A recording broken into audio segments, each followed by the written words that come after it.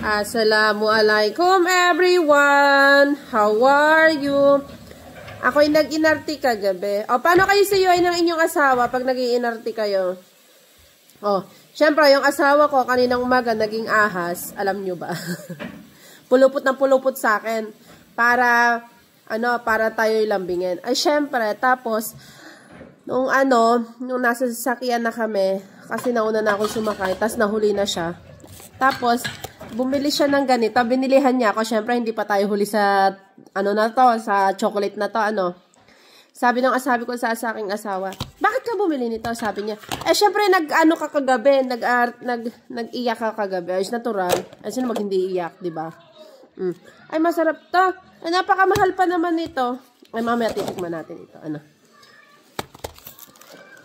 Ay, ngayon na nga pala. Sige na nga, ngayon na.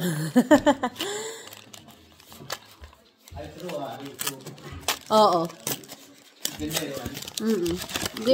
Quite a bit tight. O, ganyan ang itsura niya, oh. Tight. Oo.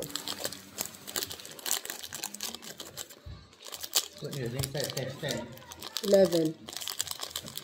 Kaya nga masarap mag-inarti talaga pag may masarap ka na mabait na asawa. Alam niyo ba?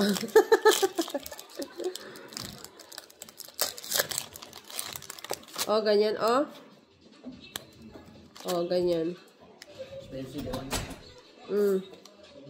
Cubit? Cubit eh. Cubit cut. Nag-cubit siya. O, ayan o. Tingnan mo. Masarap to, o.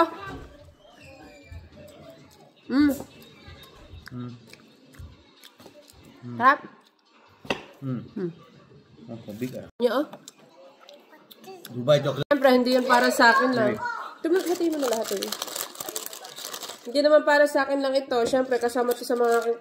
Pinatikim ko rin ang aking mga anak, ha, diba? Hindi tayo makasaraling ina. Diba?